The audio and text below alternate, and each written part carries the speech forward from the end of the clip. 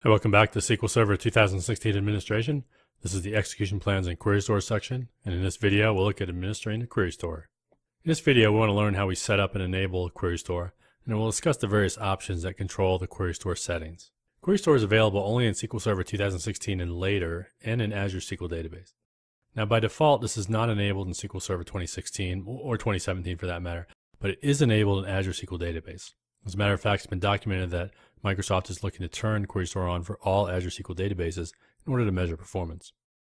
We can enable this with the simple alter database or with the SSMS, and once active, we'll actually get a new folder in the Object Explorer.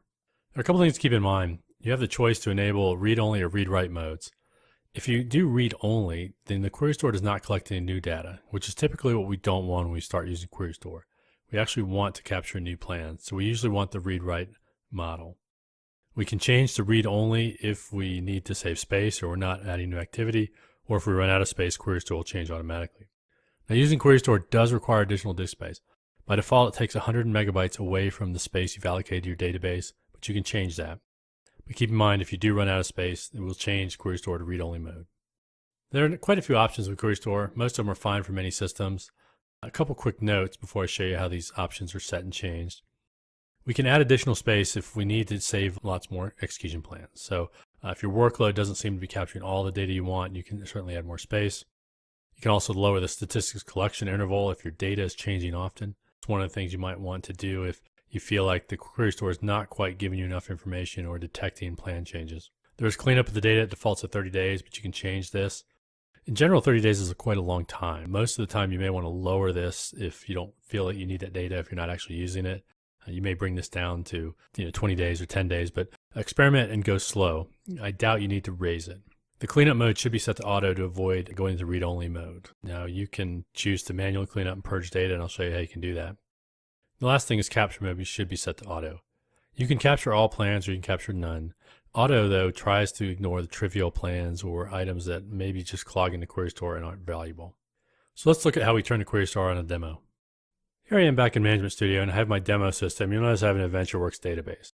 This is a 2016 system, even though this is an AdventureWorks 2014 database. And you'll notice I don't have any Query Store folder here. Now to enable the Query Store, we can right click and select Properties. And you'll notice in the database properties there is a Query Store tab. And this is new in Management Studio and SQL Server 2016 and later. Now there are a number of options here. Here is the operational mode. By default, that's off, but I'm going to set it to read-write. You'll notice a number of these options then change. My current disk usage right now is 0, but the Query Store available is 100 meg. So this is the total amount of space that the Query Store can use. This is how much is being used. And then it's repeated here relative to the size of the database. I'm not going to change any options here. I'm going to click Script to save that item. Last thing I want to point out before I leave this tab is that the Purge Query Store Data button is here. And this will actually clear out the data. Now if I go over here back to my query window, you'll see here's the code to turn Query Store on.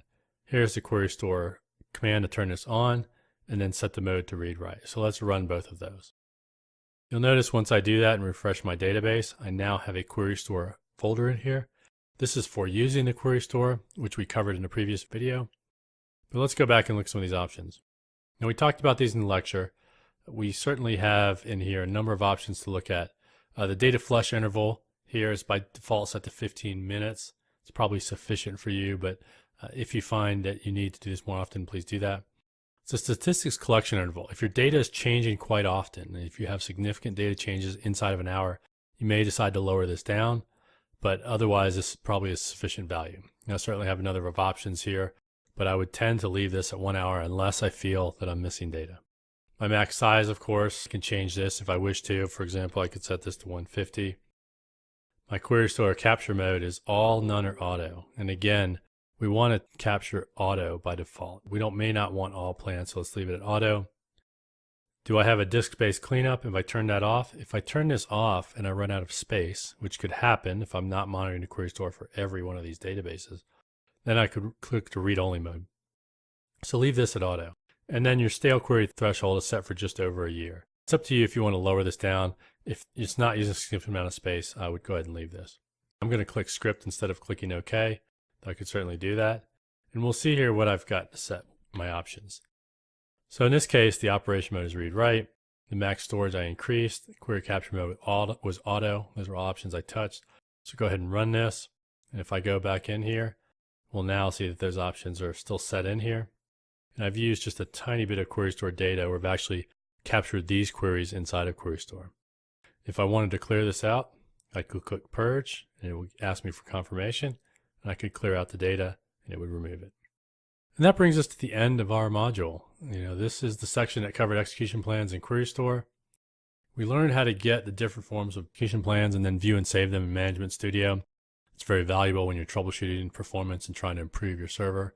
We also discussed the different ways that we do use those plans in troubleshooting, gave you some hints. There's a lot more you can learn from how to discuss, debate, and analyze query plans. So I would encourage you to learn more of this over time. Grant Fritchie has a great book on understanding execution plans, and so you may want to pick that up.